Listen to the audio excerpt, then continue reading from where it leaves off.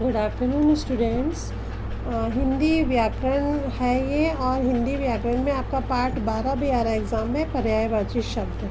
ठीक है, तो पर्यायवाची शब्द क्या होते हैं कि जब एक ही किसी चीज़ के एक से ज़्यादा नाम होते हैं तो हम उनको, वो जो उसके अलग अलग नाम होते हैं वो पर्यायवाची शब्द कहलाते हैं। जैसे हमारे हिंदुस्तान में, हमारे इंडिया में पर्वत को पर्वत भी बोला जाता है, पहाड़ भी बोला जाता है और शैल भी बोला जाता है। ऐसे ही बादलों को कोई लोग बादल बोलते हैं, कोई घन बोलते हैं, कोई मेघ बोलता है। ठीक है, तो ये बादल, घन, मेघ, ये सब क्या है? पर्यायवाची शब्द है। पहाड़ और शैल पर्वत के पर्यायवाची शब्द हैं। कुछ लोग पेड़ बोलते हैं, कुछ वृक्ष बोलते हैं, या कुछ पादप बोलते हैं। तो वृक्ष और पादप जो है वो पेड़ के पर्यायवाची शब्द हैं। ऐसे मछली के पर्यायवाची शब्द हैं मत्स्य और मीन। फूल के पर्यायवाची शब्द हैं पुष्प और सुमन।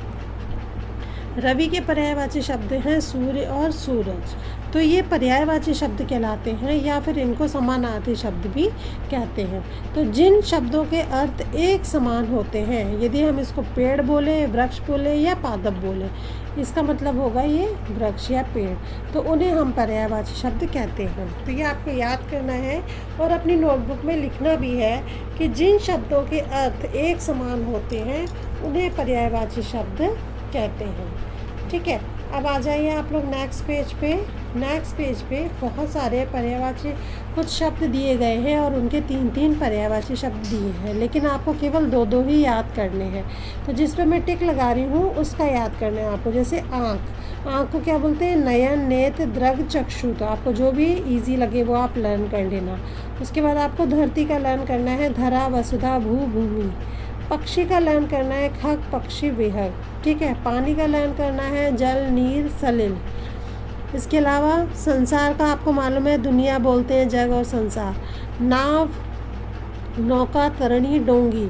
ठीक है, सागर, सिंधु, समुद्र, रत्नाकर। राजा, नरेश, भूप, सम्राट। गुरु, आचार्य, अध्यापक, शिष्य। और ईश्वर का भी आपको आता है। नदी का याद करेंगे, सरिता, तटनी, तरंगिनी। हवा का याद करेंगे, वायु, समीर, अनिल, पवन। शरीर मतलब तन, देह, काया, शरीर को भी लर्न करेंगे। और आसमान।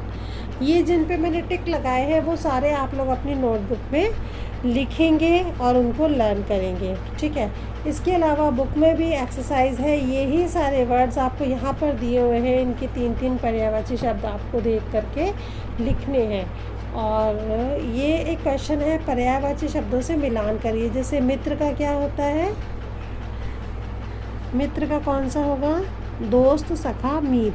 तो आप इसको मिलाएंगे। धरती का कौन सा होगा? वसुधा, भू, भूमि। राजा का कौन सा होगा? नृप, भूप, नरेश। रात का रजनी, निशा, रात्रि। दिन का वार, वासर, दिवस। इस तरीके से मिलान करना है। फिर यहाँ पर आपको चित्र दिए हुए हैं। नेक्स्ट क्वेश्चन में आपको चित्र दिए हुए हैं और इन चित्रों को आपको 3-3 इनके पर्यायवाची शब्द लिखने हैं। तो बच्चों, आपका वैसे मैंने 1, 2, 3, 4, 5, 6 चैप्टर दिए हुए हैं, फिर 6 चैप्टर तक नहीं आएगा। मैंने आपको 4 चैप्टर तक पढ़ाया है, तो 4 चैप्टर पढ़ने के बाद आप लोग